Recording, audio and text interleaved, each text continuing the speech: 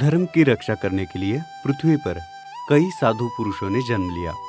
इन्हीं में से एक है शिरडी के साईं बाबा, जिन्होंने अधर्म का बिना किसी हिंसा के साथ सिर्फ नाश ही नहीं किया, बल्कि धर्म के प्रति आस्था और अनास्था रखने वाले लोगों को भी सही मार्ग पर चलना सिखाया।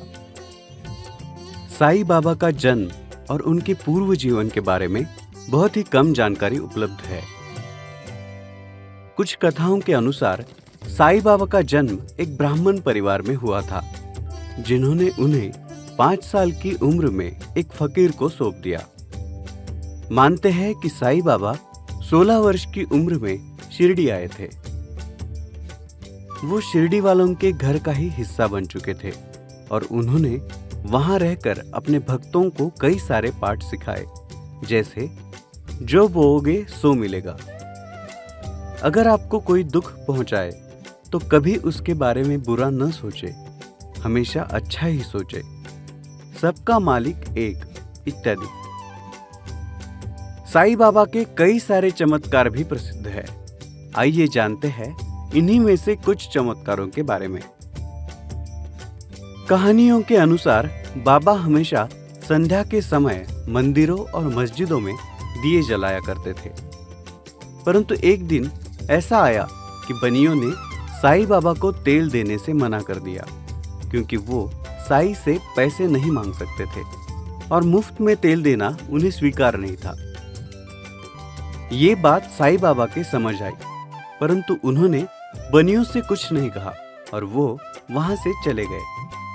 उन्होंने उन दियों में पानी भर दिया और उन दियों को प्रज्वलित किया। पूरे गांव को बाबा के इस चमत्कार की खबर लगी। बनियों को भी ये बात पता चली और उन्होंने आकर साईं बाबा से माफी मांगी। साईं बाबा ने उन्हें माफ कर दिया और उन्हें हमेशा सच बोलना चाहिए और कभी झूठ न बोले, ये सीख दी। एक कथा ये है कि एक बार जब साईं बाबा के एक भक्त कोंडाजी सुतार उनके साथ बैठे थे, बाबा ने अचानक कोंडाजी से कहा कि वो अपने खेतों की ओर तुरंत जाए, क्योंकि खेतों में आग लगी है। बाबा की बात सुनकर कोंडाजी तुरंत खेतों की ओर दौड़े, परंतु जब वो खेत पर पहुंचे तब उन्होंने देखा कि वहां तो कोई आग नहीं लगी थी। वो साईं बाबा के पास लौटे और उनसे पूछा कि खेतों में तो कोई आग नहीं लगी है। तब साईं ने कोंडाजी को फिर से आगाह किया कि जाकर ठीक से देखे। इस बार जब वो लौटे तब उन्होंने देखा कि वहां सच में आग लगी हुई है, जो पूरे खेत को तहस नहस कर रही थी। आग देखकर पूरे गांव में भगदड़ मच गई।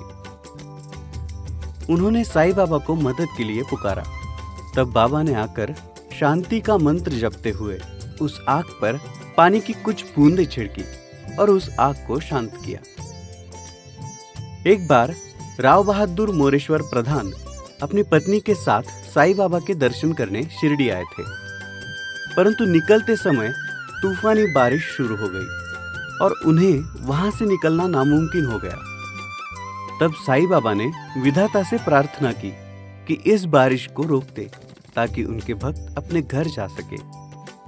और चमत्कारिक रूप से उनकी इस विनती पर बारिश रुक गई। साईं बाबा के समाधि के दर्शन करने भक्त हर साल बहुत बड़ी संख्या में शिरडी आते हैं। शिरडी का मंदिर काफी प्रसिद्ध है। इस मंदिर का निर्माण नागपुर के एक श्रीमंत सेठ गोपाल राव बूटी ने सन 1915 में किया था। ये मंदिर पहले एक हवेली हुआ करता था, जिसे श्री कृष्ण मंदिर में आए हुए भक्तों को विश्राम करने के हेतु से बनाया था। ऐसा कहते हैं कि एक रात गोपाल राव को सपने में साईं बाबा ने दर्शन दिए और इस मंदिर का निर्माण करने के लिए कहा। इस समाधि स्थल के पास एक नीम का पेड़ है, जहां साईं बाबा बैठा करते थे और अपने भक्तों को प्रवचन दिया करते थे। कहते हैं कि इस नीम के पेड़ के पत्ते कड़वे नहीं बल्कि मीठे हैं। मंदिर के बाहर है द्वारकामाई, जो बाबा के आने से पहले एक पुराना दरगाह हुआ करता था, जिसे बाबा ने धर्म भेद हटाकर द्वारका माई बनाया। यहाँ एक पत्थर है जिस पे बाबा बैठा करते थे।